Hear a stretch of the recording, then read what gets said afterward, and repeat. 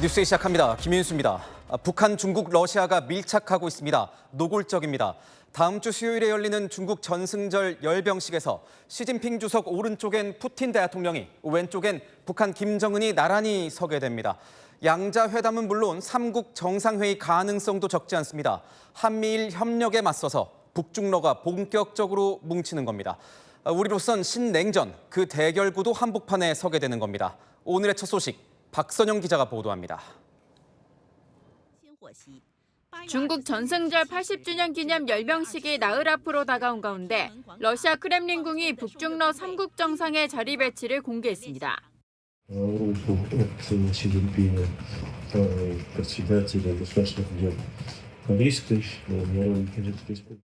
2015년 70주년 전승절 당시에는 시진핑 중국 주석의 오른쪽엔 푸틴 러시아 대통령이, 다시 그 옆에는 박근혜 전 대통령이 섰습니다.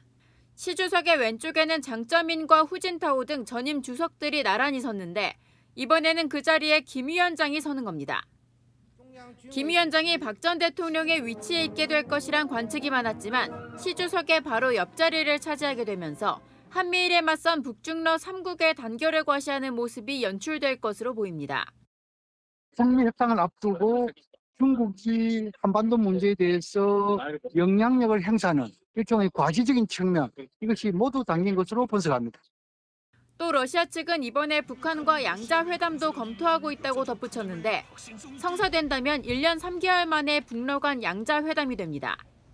내일 중국을 방문하는 푸틴은 중국 관영 매체와의 서면 인터뷰에서 러시아와 중국은 국제사회의 차별적인 제재에 공동으로 반대한다며 무역 장벽을 줄이기 위해 계속 노력할 것이라고 밝혔는데 미국을 겨냥한 것으로 풀이됩니다.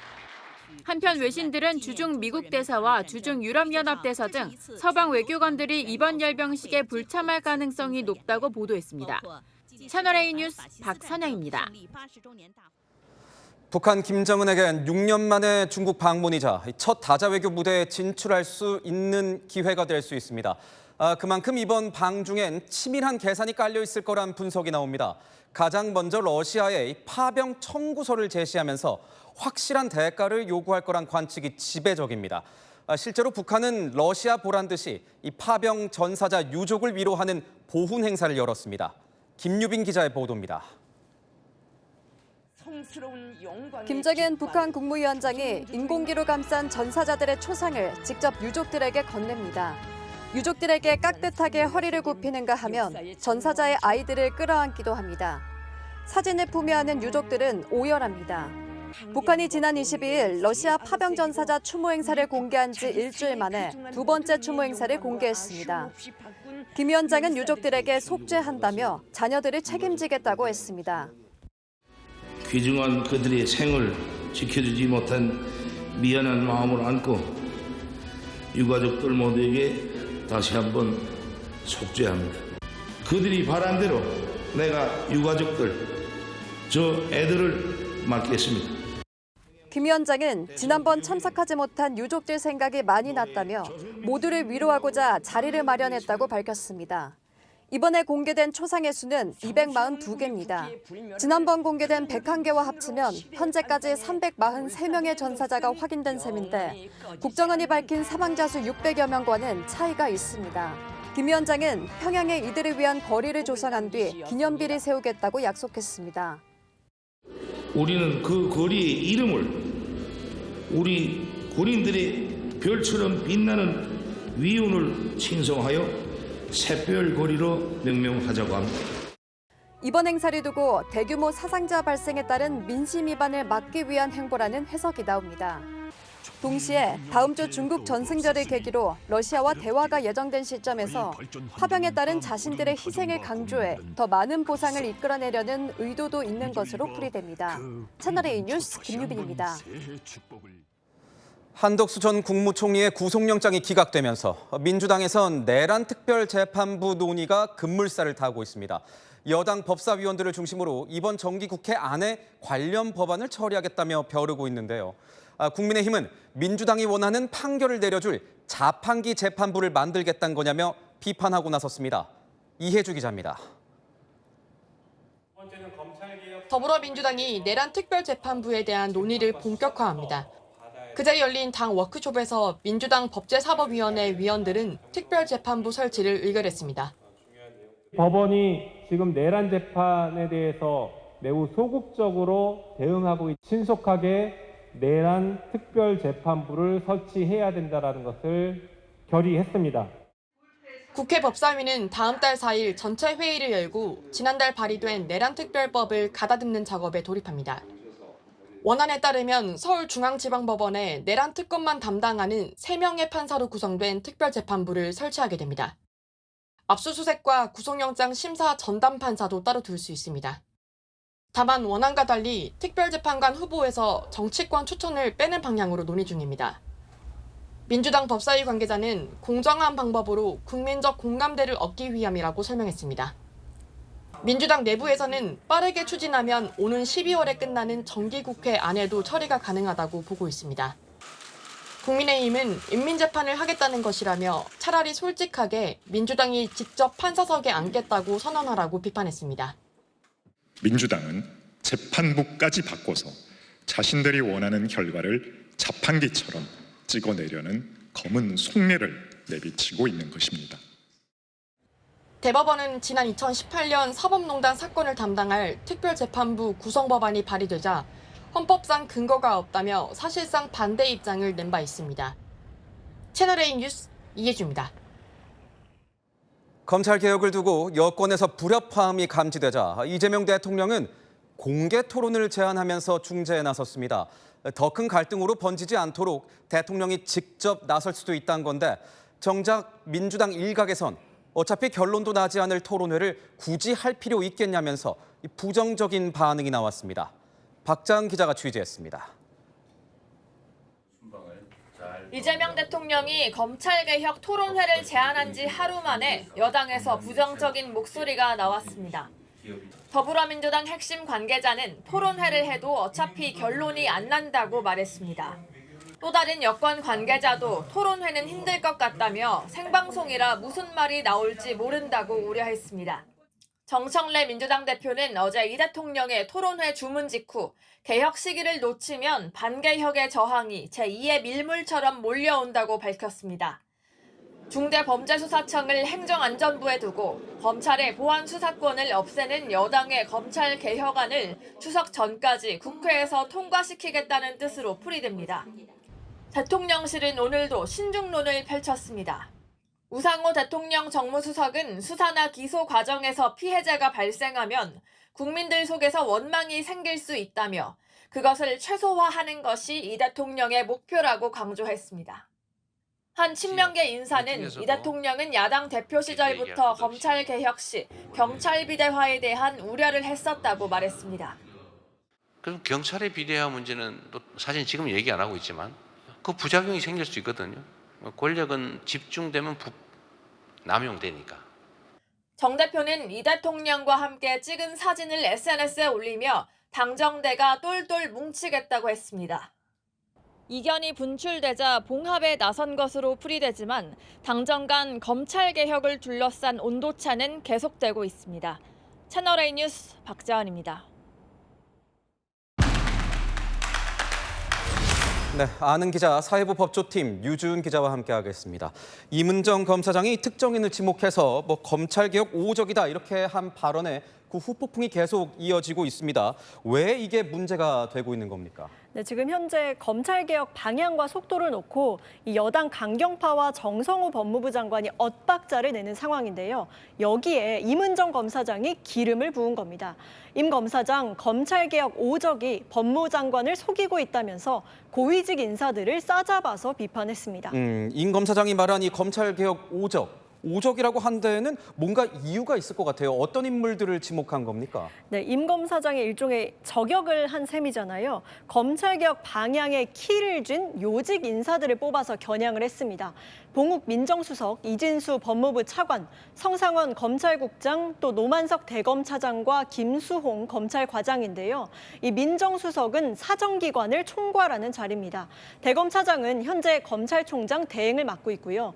법무부 검찰국은 검찰 인사와 예산을 다루는 핵심 조직인데 이곳의 국장과 실무 담당자인 과장까지 오적으로 묶어서 비판을 한 겁니다. 설명을 들어보니까 이 법무부와 검찰의 실세로 불리는 사람들을 임 검사장이 모두 비판을 한 건데 임 검사장이 이러는 데는 어떤 이유가 있습니까?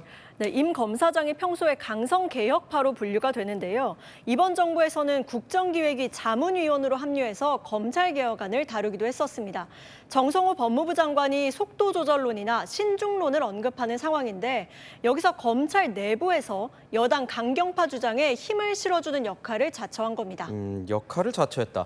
법무부 안과 이 민주당 안 어떤 차이가 나는 겁니까? 네, 검찰의 이 직접 수사 기능을 축소하자 이 부분에서는 이견이 없습니다. 하지만 민주당은 검찰의 보완 수사 기능까지 완전히 없애야 한다는 입장입니다.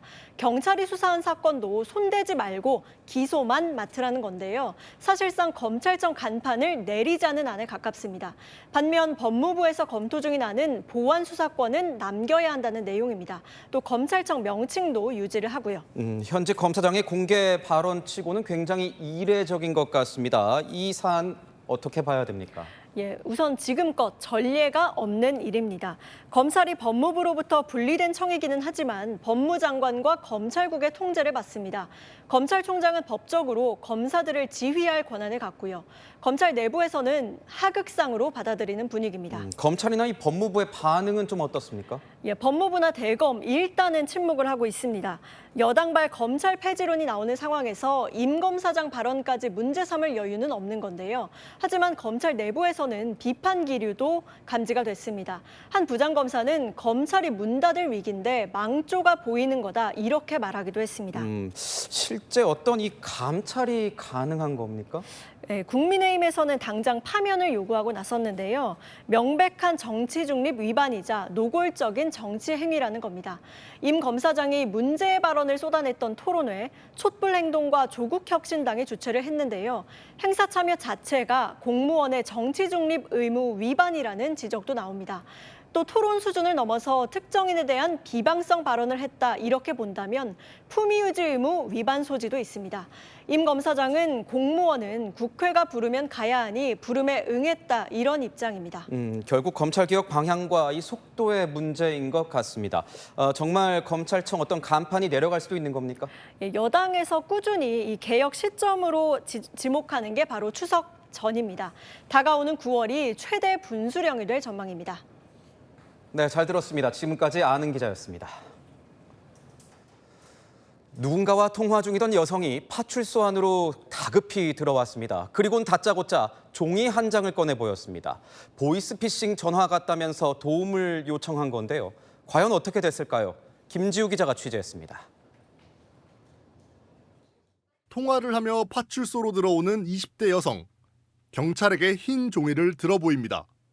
종이엔 보이스피싱 도와주세요라고 적혀 있습니다. 금감원 4층 전화해소가 현금 960만 원을 인출해 약속 장소로 가다 수상함을 느껴 신고하러 온 겁니다. 영상 통화하면서 자기가 검사라고 그 명찰도 보여주고 뭔가 좀 이상하더라고요. 근처에 파출소가 있어서 파출소 경찰관분들한테 도움을 요청했거든요. 경찰도 글씨로 범죄 상황임을 확인하고 사복으로 갈아입고 접선 장소로 향해 수거책을 체포합니다. 그 범죄 현장에서 그 현행범 검거를 해야 되기 때문에 저희가 전달할 때까지 기다렸습니다. 수거책은 20대 외국인 유학생으로 고액 아르바이트 모집글을 보고 범행했다고 시인했습니다. 제가 알고 나서 그냥 단순히 끝난 것보다 주범을 잡지 못하겠지만 이제 전달책이라도 잡자라는 생각으로. 경찰은 수거책을 통신사기 피해 환급법 위반 혐의로 검찰에 넘겼습니다. 신고 여성에겐 포상을 검토 중입니다. 채널A 뉴스 김지우입니다. 서울 여의도 한복판에서 시뻘건 불길이 타올랐습니다. 전기 자전거가 갑자기 폭발한 건데 배터리 문제로 추정됩니다. 권경문 기자의 보도입니다. 주차된 차량들 사이로 갑자기 흰 연기가 피어오릅니다. 놀란 시민들이 살펴보니 연기가 뿜어져 나오는 건 길가에 서 있는 전기 자전거. 타들어가는 소리와 함께 불꽃이 튀더니 이내 시뻘건 화염에 휩싸입니다. 배터리 터진 거 이거. 119 신고해달라는 거죠? 지나가던 시민이 차량에 불이 붙지 않도록 자전거를 치우려고 하지만 폭발이 재발하는 아찔한 상황도 벌어집니다. 차주들은 황급히 차량을 옮기고 먼저 도착한 경찰이 소화기를 들고 진화에 나섭니다. 전기 자전거에 불이 났다는 신고가 들어온 건 어제 오후 7시 15분쯤. 불이 났던 현장엔 까맣게 그을린 흔적이 군데군데 남아 있습니다. 불은 30분 만에 꺼졌고 인명피해는 없었지만 시민들은 불안한 마음입니다. 그 옆에 차가 전기차였어요. 내가 핸들을 들고 좀 한 1m 뒤로 좀 뺐죠. 위험한데 치워야 되겠다. 저녁을 먹으러 가는 길에 나왔는데 한 2-3번 막 팡팡 이렇게 폭죽이 약간 옆으로 누워 있듯이 그렇게 터지는 소리가 났어요. 야외에 세워져 있다가 화재가 발생한 자전거는 개인 소유가 아닌 민간 업체에서 관리하는 공유형 자전거였습니다. 채널A 뉴스 권경문입니다. 온몸을 떨면서 발작을 일으키는 게 꼭 공포 영화 속 한 장면 같습니다. 일명 좀비 담배로 액상 전자 담배 안에 이 마약을 넣어 피울 때 나타나는 증상인데요. 중국과 동남아를 거쳐서 우리나라에도 상륙해 비상이 걸렸습니다. 광민경 기자가 취재했습니다. 한 여성이 손을 떨며 몸을 가누지 못한 채 펜스에 기대어 서 있습니다. 전자담배를 피우던 젊은 남성은 갑자기 중심을 잃고 벽에 부딪힙니다. 이른바 좀비 담배를 피우고 환각 증세를 보이는 겁니다. 마약 성분의 전신마취 유도제 에토미데이트를 전자담배 용액에 넣어 흡입하는데 태국, 대만, 홍콩 등 동남아에서 급속히 확산되고 있습니다. 중독에 의한 사망이 나타날 수 있고요. 액상 담배에 대한 경각심이 필요해요. 의존성 오남용이 가능한 약물들을 막 섞어서 판매할 가능성이 있죠. 에토미데이트를 마약류로 금지하지 않는 국가가 적지 않은 가운데 최근엔 일본 오키나와에서도 좀비 담배가 잇따라 적발됐습니다. 확산세가 심상치 않자 지난 5월 일본 호생노동성은 에토미데이트를 소지, 사용금지 의약품으로 지정하고 일선 학교에 경고문을 발송했습니다. 우리나라에서도 지난 13일 에토미데이트를 액상담배와 섞어 유흥업소에 유통한 일당 10명이 붙잡혔습니다. 이들은 홍콩에서 성분을 밀수입해 전자담배 카트리지 987개를 제조 판매했습니다. 식품의약품안전처는 지난 12일 에토미데이트를 마약류로 지정하는 시행령 개정안을 공포했습니다. 채널A 뉴스 광민경입니다. 갑자기 쏟아진 소나기에 고속도로를 달리던 차량이 빗길 사고를 냈습니다. 바다에선 어선 충돌 사고가 잇따랐습니다. 공국진 기자가 취재했습니다. 소나기가 퍼붓는 고속도로.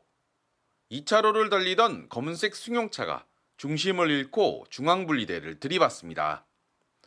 사고 충격으로 갓길까지 튕겨져 나갑니다. 잠시 뒤 검은 연기와 함께 시뻘건 불길이 치솟습니다.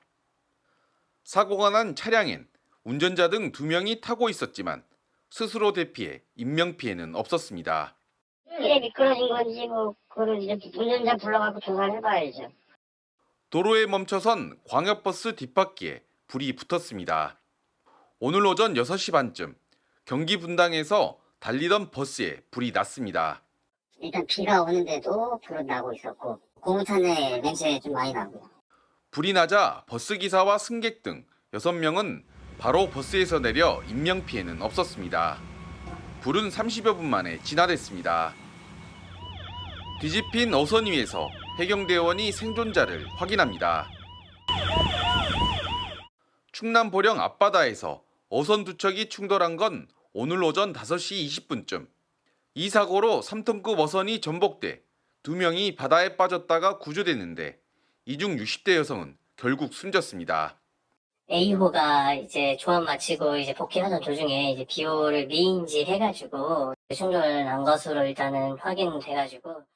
비슷한 시각 경남 거제 앞바다에선 19명이 탄 7톤급 낚싯배가 조업 중이던 3톤급 어선을 들이받았습니다.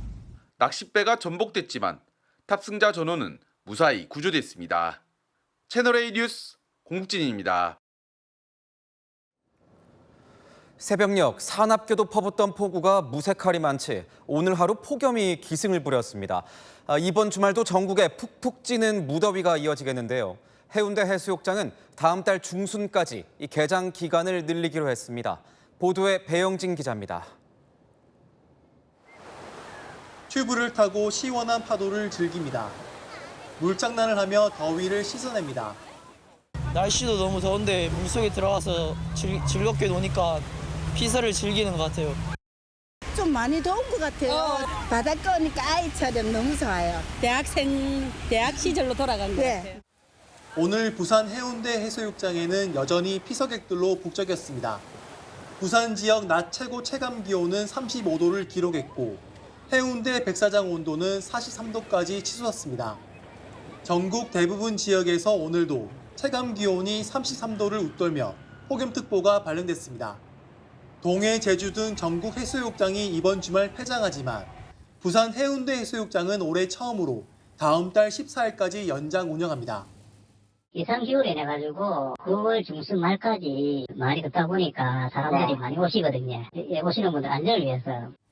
휴가철 성수기에 최대 30만 명까지 해운대 해수욕장을 찾았는데 9월에도 하루 평균 10만 명이 방문할 것으로 예상됩니다. 내일 밤부터 비가 예보됐지만 9월 들어서도 전국적으로 30도 이상의 무더위와 열대야는 당분간 이어질 전망입니다. 채널A 뉴스 배영진입니다. 올해 상반기까지만 해도 집값이 급격하게 치솟았죠. 그런데 이 기간에 아파트를 사겠다 계약하고선 이후에 취소한 사례가 이상하리 많지 급증했습니다. 혹여 시세를 띄우려 허위 계약을 맺은 건 아닌지 정부가 조사에 나섰습니다. 오은선 기자입니다. 서울 마포구의 한 대단지 아파트. 이 아파트 전용 면적 59제곱미터는 지난 2월까지 16억 원대에 거래되다 3월 17억 원대의 최고가를 기록했습니다. 그 이후로 6월까지 매매가는 쭉 올라 18억 원을 훌쩍 넘겼는데 정작 17억 원대에 맺었던 최고가 거래 3건은 계약을 취소했습니다. 25억 팔리고 20억 7천 팔리고 21억 팔리고 그러면 그게 올라가요. 그 전거래가 기준점이니까 아무래도 영향을 좀 미칩니다. 6월에도 18억 원대의 최고가 거래가 취소됐습니다. 지난해 한 달에 100건대에 머물던 서울 아파트 계약 취소 건수는 올 2월 400건을 넘어섰습니다. 6월엔 지난해 같은 기간보다 6배 넘게 급등했습니다. 이렇게 취소된 아파트 계약 건수는 상반기에만 4,000건에 달합니다. 올 상반기 계약 취소 사례가 급증하면서 시세 왜곡 우려도 나오고 있습니다. 허위로 최고가 거래를 신고해 가격 상승을 부추긴 뒤 계약을 취소한 사례가 있을 수 있다는 겁니다. 가격을 띄우려는 목적이 가장 크지 않을까 싶어요. 거래가 또 이제 잠기면 문제가 되니까 거래가 있는 것처럼 보이게 하고. 금융당국도 시세 교란을 목적으로 한 거래 취소 사례가 실제로 있었는지 집중적으로 들여다보기로 했습니다. 다만 처벌 근거가 없어 한계가 있는 만큼 대책 마련이 시급하다는 지적도 나옵니다. 채널A 뉴스 오은선입니다. 스마트폰 업계 전통의 라이벌 삼성과 애플이 물러설 수 없는 한판 승부를 예고했습니다. 먼저 삼성이 이 광고 영상을 통해서 애플을 공격했습니다. 우형기 기자의 보도입니다. 삼성전자가 북미 지역에 내놓은 광고 영상입니다. 수영장에서 쉬던 남성이 친구에게 셔츠 입은 사진이 필요하다고 말합니다. 아이폰을 쓰는 친구가 여러 시도를 하다 포기합니다. Too French, too jungly. It's not working. 반면 갤럭시 스마트폰을 사용하는 남성은 AI 편집 기능으로 셔츠를 뚝딱 합성합니다. Can your phone do that? 애플의 아이폰 17 시리즈 공개를 열흘가량 앞두고 삼성이 폴더블 폰에 AI 기능을 내세워 애플을 저격한 겁니다. 이런 신경전 처음은 아닙니다. 삼성은 애플의 상징 사과를 갈아버렸고 애플은 갤럭시를 무시하는 내용의 광고를 내보내기도 했습니다. Mapping the structure of the galaxy. Now that's hard work. Not a fan of the galaxy. 아이폰 17 출시에 관심이 쏠리면서 출시 행사 초대장을 두고도 여러 해석이 나옵니다. 열화상 카메라로 찍은 듯한 사과가 발열 제어를 의미한다거나 다양한 색상 출시를 예고한다는 겁니다. 애플은 이번에 갤럭시보다 얇은 초슬림 모델 등을 내놓을 것으로 보여 경쟁사 간 정면 대결이 치열해질 거란 전망이 나옵니다. 채널A 뉴스 우형기입니다. 시골에 사는 어르신들에겐 장 한 번 보러 가는 것도 여간 어려운 일이 아닙니다. 집 나서는 것도 고된데 교통편도 마땅치 않아서 뭐 하나 사는 게 쉽지가 않습니다. 이런 어르신들을 위해 전국 방방곳곳 찾아가는 이동장터가 등장했습니다. 배유미 기자가 취재했습니다. 주민 30명이 사는 마을에 트럭 한 대가 도착했습니다. 화물칸을 열자 라면과 세제, 과자에 조미료까지 없는 게 없습니다. 일찌감치 기다리던 주민들이 물건을 구입합니다. 계란 한 판 하고요. 김하고 식용유가 나왔대요. 행여나 놓치는 주민이 있을까 마을에선 안내방송도 나옵니다. 회관 앞에 농협 이동 마트 차가 왔으니 필요하신 물건이 있으신 분은 속히 나오셔서. 전국 소멸위기 1위인 경북 의성군에서 운영을 시작한 이동장터입니다. 주민들은 마트 한번 가려면 면소재지까지 가는 불편을 겪어야 했는데 이동장터는 주 2회 마을들을 돌며 현장 판매는 물론 사전 주문받은 물건을 배달합니다. 거동이 불편한 주민에겐 직접 찾아가 필요한 것을 주문받습니다. 어르신, 물이 없는데 물도 좀 주문할까요? 물하고 채소도 하나도 없고. 시장을 가려고 하면은 그리 고프레제가 그런 먹었기 때문에 이런 차가 댕기면 얼마나 고맙지요. 전남 영암과 함평 등 이동장터를 도입하거나 준비하는 곳은 늘어나는 추세입니다. 저출산과 도시 집중 현상 여파로 시골 마을 4곳 중 3곳엔 소매점이 없습니다. 이동식 장터가 주민들의 삶의 질을 높이는 대안이 될지 주목됩니다. 채널A 뉴스 배유미입니다. 전 세계를 뒤흔든 트럼프 미국 대통령의 이 관세 폭탄이 결국 미국 대법원의 판단을 받게 됐습니다. 미국 현지 2심 법원마저 트럼프 대통령이 부과한 상호 관세가 불법이라는 판단을 내놨기 때문인데요. 이 판결이 확정될 경우 트럼프 행정부가 각 나라에 매긴 상호 관세는 무효가 됩니다. 워싱턴에서 최주연 특파원이 취재했습니다. 트럼프 행정부의 상호관세가 적법한지 따지는 소송에서 1심에 이어 2심도 상호관세가 불법이라고 판결했습니다. 앞서 트럼프 대통령은 미국의 국제비상경제권한법을 근거로 상호관세를 매겼는데 워싱턴 DC 항소법원은 이 법이 대통령에게 관세를 매길 권한을 부여하고 있지 않다고 봤습니다. 해당 법에 따라 대통령이 수입을 규제할 수는 있지만 거기에 상호관세는 포함되지 않는다는 겁니다. 약 3개월 전 1심 법원이 판결한 내용을 사실상 그대로 받아들였습니다. 트럼프는 SNS를 통해 정치 편향적 판결이라고 반발하며 모든 관세가 여전히 유효하다고 강조했습니다. 또 상고할 것이라고 밝히면서 이제 관세 정책의 운명은 미 연방대법원이 결정하게 됐습니다. 전망은 엇갈립니다. 로이터 통신은 6대3으로 보수 우위 구도라는 점에서 트럼프 행정부에 힘을 실어줄 수 있다고 주목한 반면 뉴욕타임즈는 보수적인 법조인들도 대통령이 불법적인 직무를 했다고 본다며 트럼프 행정부가 이 길이란 보장이 없다고 평가했습니다. If he goes to the Supreme Court, we will be absolutely ready and we are confident that the Supreme Court will hear our arguments and take them in good measure. 블룸버그는 상호관세가 무효화될 경우 가능성은 낮지만 이미 걷어들인 관세를 환급해야 할 수 있다고도 보도했습니다. 항소법원이 판결의 효력을 오는 10월 14일까지 정지해둠으로써 연방대법원이 판단하기 전까지 트럼프표 관세는 일단 유지될 가능성이 높습니다. 워싱턴에서 채널A 뉴스 최주연입니다. 카자흐스탄 공항에서 한 남성이 자신의 몸에 불을 붙였습니다. 사건 발생 직전 아내와 전화로 심하게 다퉜다고 하는데요. 무슨 일이 있었던 걸까요? 김동하 기자입니다. 공항 매표소 안.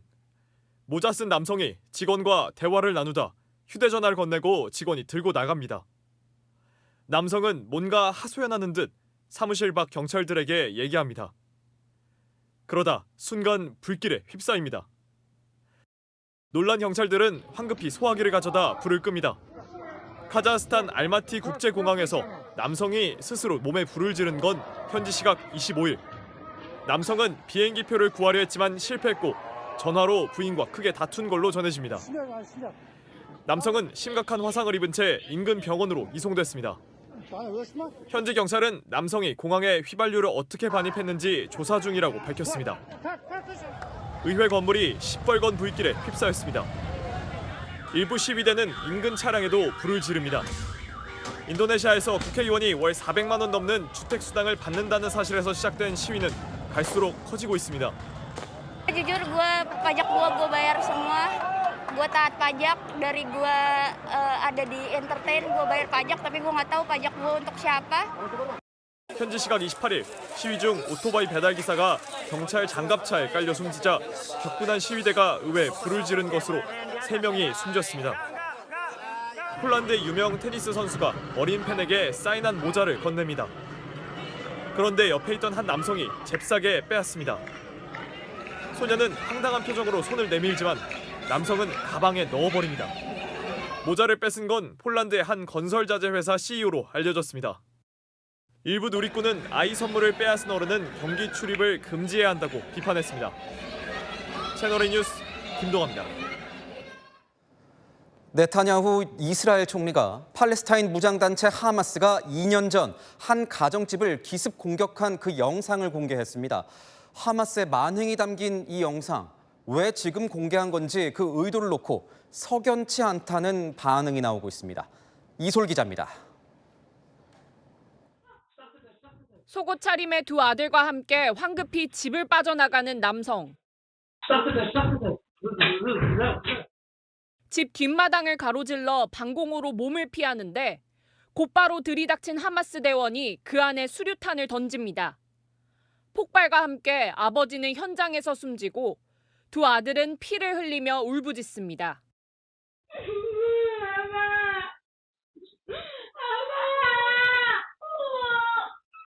하마스 대원은 태연하게 음료를 꺼내 마십니다.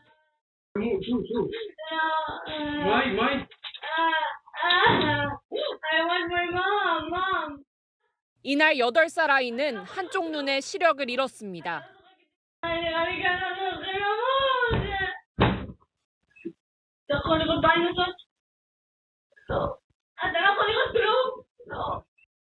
약 2년 전 하마스가 이스라엘 남부를 기습 공격했을 당시의 모습인데 현지 시각 어제 네타냐후 총리가 아이들의 어머니와 함께 직접 공개했습니다. They took 255 innocent hostages to the underground dungeons of Gaza. 이스라엘이 뒤늦게 영상을 공개한 건 최근 가자시티 점령을 선언하며 국제사회의 비판 여론이 커졌기 때문이라는 분석이 나옵니다. Expanded military operations in Gaza City will have devastating consequences. These must stop. CNN은 유엔이 가자 지구에 사상 처음 기근을 공식 선언한 직후 영상이 공개됐다고 지적했습니다. 채널A 뉴스 이솔입니다. 명품 목걸이, 명품 신발에 이어서 이번엔 금 거북입니다. 이배용 국가교육위원장이 김건희 여사에게 10돈짜리 금 거북이를 건네면서 인사청탁을 했다는 의혹이 불거졌습니다. 이 위원장이 돌연 휴가를 낸 가운데 특검은 해외에 체류 중인 김 여사의 친동생을 수사할 걸로 보입니다. 김민환 기자의 보도입니다. 이배용 국가교육위원장의 금거북이 인사청탁 의혹을 수사 중인 특검. 특검은 김 여사의 모친이 운영하는 요양병원 금고에서 10돈짜리 금거북이와 윤석열 전 대통령 당선 축하 메모를 확보했습니다. 이 금고는 김 여사의 친동생 김모 씨가 사용하던 걸로 알려졌습니다. 김 여사 측은 당선 당시 들어오는 선물을 다 돌려보내던 때라 김 여사가 기억하지 못한다며 어디서 나온 건지 알지 못한다고 밝혔습니다. 국가의 인재와 교육 정책을 책임지는 자리에 부패와 탐욕으로 금덩어리가 오갔다는 의혹까지 제기되었습니다. 1년 번호가 붙는 고가 브랜드 보석과 달리 금은방에서 쉽게 구입할 수 있는 금거북이는 판매 경로 추적이 어렵습니다. 호딩수가 있다든가 캔스가 있을 거 아니에요. 그거 없으면 못 찾아. 누가 판매를 했나 누가 만들었나를 못 찾아. 특검은 김 씨를 상대로 보관 경위를 조사할 전망입니다. 하지만 김 씨는 말레이시아에 체류 중인 걸로 알려졌습니다. 이 위원장도 대통령 제가 없이 연가를 내고 출근하지 않고 있습니다. 모레 열리는 국회 예결위 출석을 피하려는 의도가 아니냐는 비판까지 나옵니다. 민주당은 오늘 국회 출석을 회피하기 위한 비겁한 꼼수라며 숨는 자가 범인이라고 비판했습니다. 특검은 압수물 분석을 마치는 대로 이 위원장을 조사할 방침입니다. 채널A 뉴스 김민환입니다. 국민의힘 지도부는 윤석열 전 대통령 접견 여부를 두고 시끄럽습니다. 장동혁 대표는 신중한 태도를 보이지만 김민수 최고위원은 접견을 밀어붙이는 건데요. 친한계는 당 지도부의 이견에 대해서 김장 대첩이 시작됐다고 꼬집었습니다. 백승현 기자가 보도합니다. 윤석열 전 대통령에 대한 면허나 접견에 대해서는 적절한 시점에 적절한 결정을 하겠습니다. 윤석열 전 대통령 접견을 두고 지금은 때가 아니라며 속도 조절을 시사한 장동혁 국민의힘 대표. 반면 반탄파로 장 대표와 나란히 지도부에 입성한 김민수 최고위원은 이미 접견 신청을 했다고 밝혔습니다. 저는 사실 접견 신청을 미리 내놓은 상태예요. 지도부는 윤 전 대통령 접견에 선을 그었습니다. 아직 지도부 차원에서 합의된 내용도 아니고요. 친한계로 분류되는 박상수 전 대변인은 김장대첩의 전초전이라고 규정했습니다. 올 하반기 내내 지방선거를 생각하며 또 한 번 배신을 시도할 장동혁과 윤어게인 부정선거로 끌고 가기 위한 김민수의 전쟁이 공개적으로 펼쳐질 것이라고 했습니다. 전당대회 과정에서 아스팔트 우파 세력을 끌어안았던 장 대표가 내년 지방선거를 앞두고 결국 중도로 가지 않겠냐는 뜻으로 풀이됩니다. 당내에서는 장 대표가 중도층을 공략해야 한다는 목소리가 나오고 있습니다. 한 대구 경북 지역 의원은 장 대표와 김 최고위원은 달라야 한다며 접견을 미룰 게 아니라 가면 안 된다고 강조했습니다. 또 다른 초선 의원은 본인들은 강력한 지지 기반을 얻은 대신 당은 굉장히 손해를 봤다며 장 대표가 김 최고위원을 자제시켜야 할 것이라고 말했습니다. 채널A 뉴스 백승현입니다. 열왕열왕 정치부 최승현 기자와 함께하겠습니다. 첫 번째 주제 보겠습니다. 무슨 청년인가요? 네, 바로 극우 청년입니다. 특별 사면 이후 광폭 행보를 하고 있는 조국혁신당 혁신정책연구원장, 연일 2030 극우 청년 논란을 키우고 있습니다. 이번에는 SNS에 서울 거주 경제적 상층일수록 극우 청년일 확률이 높다는 제목의 기사를 공유했습니다. 과거에도 비슷한 취지의 말을 한 적이 있었죠. 네, 그렇습니다. 조 원장 2030 남성이 70대와 비슷한 성향, 이른바 극우 성향을 보인다고 주장했다가 논란이 됐습니다. 어떤 분들은 20, 30대가 왜 극우화 안 됐다 하는데 그건 아니라고 봅니다. 특히 20, 30대 남성이 처해 있는 사회 경제적 조건이 있다고 봅니다. 하지만 극우화돼 있는 부분은 좀 공유할 수가 없죠. 이에 대한 야권의 반응은 어떻습니까? 네, 이 조국이 조국했다, 갈라치기 일타강사답다면서 즉각 반발했습니다. 조 원장 논리대로 서울 거주 경제적 상층 청년이 극우라면 조 원장의 딸인 조민 씨도 극우냐고 반문했습니다. 조국혁신당 관계자는 팩트가 확인된 기사를 공유했을 뿐 정치적으로 해석할 필요는 없다고 했습니다. 그런데 보니까 조 원장이 좀 연일 이 논란을 좀 불러일으키는 것 같아요. 네, 조 원장이 새로 발간한 책에서는 삶에는 각본이 없다, 전혀 예상하지 못한 아군이 발생하고 그 결과 고초를 겪게 된다고도 했는데요. 자녀 입시 비리 등으로 대법원 확정 판결을 받았던 걸 단순히 아군이라고 보긴 어려울 것 같습니다. 네, 두 번째 주제 보겠습니다. 답답한 대통령. 오늘 이재명 대통령이 왜 답답했을까요? 네, 이 대통령 오늘 오후 이 극심한 가뭄을 겪고 있는 강원도 강릉을 찾았는데요. 대책을 논의하러 갔는데 질문이 아주 많았습니다. 그 말이 이상한데요. 원수로 확보하기 위한 시설비는 얼마가 드냐고요. 그러니까 그래서 이게 500억 더 든다는 게 정수 시설이냐 원수 확보비가 포함된 거냐. 다 포함되는 거 아니에요? 다 못 알아듣고 있어 지금. 보니까 이 자리에 국민의힘 출신 김진태 강원도지사도 함께했네요. 네, 김 지사의 송구스럽다면서도 이 대통령에게 재난사태 선포를 요청했고 대통령은 조금 전인 저녁 7시 재난사태를 선포했습니다. 세 번째 주제 보겠습니다. 우원식 국회의장과 백혜련 의원이 보이는데 한복을 차려입었네요.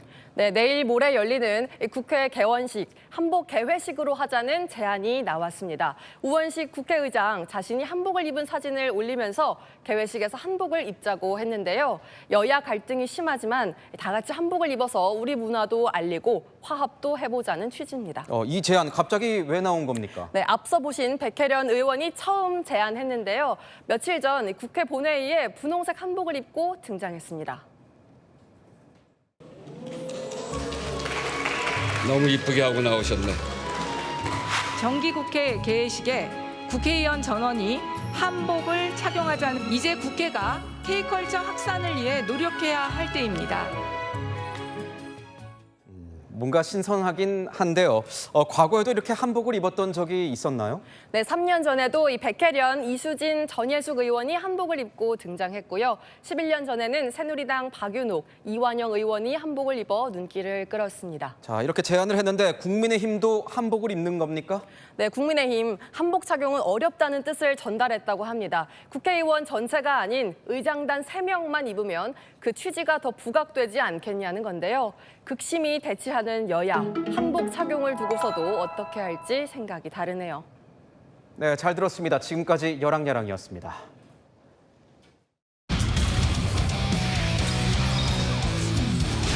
타석에선 SSG의 최정. 방망이를 휘두르자 공이 쭉 뻗어갑니다. 좌익수의 안갈힘에도 펜스를 맞고 그대로 넘어갑니다. 2점을 올리고도 최정의 방망이는 멈추지 않았습니다. 이번엔 3점 홈런을 시원하게 날립니다. 통산 512호 홈런을 기록한 최정은 역대 KBO 리그 통산 1위 자리를 견고히 지켰습니다. 땀을 피할 수 없는 꿉꿉한 날씨입니다. 체감 33도 안팎의 무더위 속 구미는 37도 가까이 치솟았는데요. 내일도 지면과 해수면의 온도 상승으로 소나기가 내립니다. 중부에 5에서 60mm까지 내리겠고요. 소나기와 함께 전국에 비 소식도 있습니다. 새벽부터 제주에, 오전부터는 남부에 내리겠고요. 중부는 내일 밤부터 시작되는데요. 중부에는 최대 80mm, 경남과 제주에도 많게는 80mm 이상이 내립니다. 이번 비는 화요일까지 이어지겠고 중부지방 대부분은 모레 밤이면 그칩니다.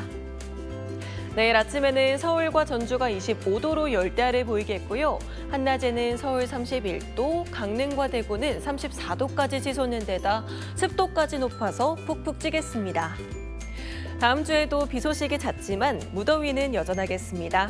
날씨였습니다. 뉴스에이 마칩니다. 시청해주신 여러분 고맙습니다.